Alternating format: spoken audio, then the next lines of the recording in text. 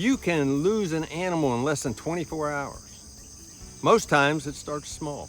A goat hanging back, a chicken that's quiet, a cow that doesn't stand.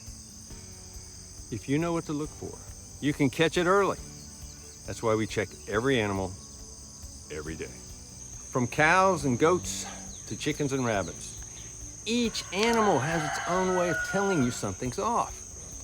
That's assuming you know how to read the signs. Our routine includes a full walkthrough in the morning and another one in the evening before we button things up for the night. Here's how we keep everyone safe, healthy, and producing. Goats are the first stop. We raise here at the farm American La Manchas. Why American La Manchas? They are the only originating goat breed from the United States. Everything else was imported at one time or another. They are very sweet. They're just like big dogs. They'll crawl up in your lap and go to sleep. They just look a little different. American La Manchas do not have ears per se. They got holes in their head, and some of them have little bitty ears. But for the most part, no ears. Some say they look like camels. Maybe. Goats are vocal, sometimes very vocal, and super curious. So if someone's standing back, not eating, or yelling like something's wrong, that's probably your first clue. I check for alertness. I check for appetite. I look at how they're walking to see if anybody's limping or favoring a leg. The water buckets get topped off. Mineral blocks stay dry, and I watch for signs of bloat, worms, or bottle gel. Or things like grinding their teeth. With the chickens, we have Americanas, we have some Leghorns, we have some New Hampshire Reds. We have a little bit of everything. We get green eggs, we get blue eggs, we get brown eggs, we get white eggs. These birds are sneaky when it comes to hiding problems. So I watch how they move and if they're staying active and whether they're eating, drinking like normal. If a bird is off by herself or not scratching around, I take a closer look. Red combs, bright eyes, and clean feathers are what I like to see. Also, I keep an eye on the droppings in the coop. And every day, I make note of how many eggs we're getting. If your egg production is down, something's wrong. Now let's check the cows. They're usually pretty easy to spot if something's wrong. If they're laying in a bad or a weird spot, or slow to get up, that's your sign to pause and investigate. I walk the fence line. I check the water tanks and watch them eat for a few minutes. In this kind of heat, dehydration can sneak up on them fast, especially if they're milking.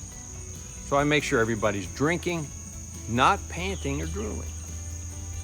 Take a quick look into their eyes. Take a look at their hooves, and even check their manure. It tells you a whole lot. We have a cow here. We brought the vet in. She had runny eyes. She was sneezing. Come to find out, she has allergies just like the rest of us. Then I make the rounds to the smaller animals. Rabbits are very sensitive to heat, especially here in Tennessee. I check to make sure they've got clean water, good airflow, and somewhere shady to rest. If their ears feel hot to the touch, it's a sign they might be overheating. And at that point, I turn the fans on. Maybe move them to a cooler spot. Ensure they're all in the shade. The ducks and guineas, well, they mostly take care of themselves, but I still give them the once-over, looking for anyone limping, maybe falling behind, or even acting a little strange.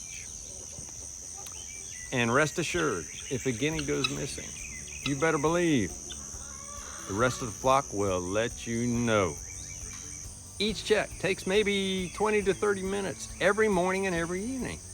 But those daily routines are what keep things running smooth around here. My best advice?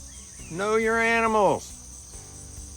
You have to know what's normal. You have to know their sounds. You have to know how they move. And you have to understand each has a separate personality. If something feels off, it probably is. And don't trust your memory. If you think something might be wrong, write stuff down. We have a whiteboard here in the milking barn just for such things. If you've got critters, make those daily checks part of your everyday routine. First thing in the morning, and again, sometime in the evening. If this video helped or reminded you of your own routine, please let me know down in the comments. and if you want more real-life homesteading content. Give it a thumbs up and subscribe. Thanks for watching, and until next time, I'll see you down at the barn.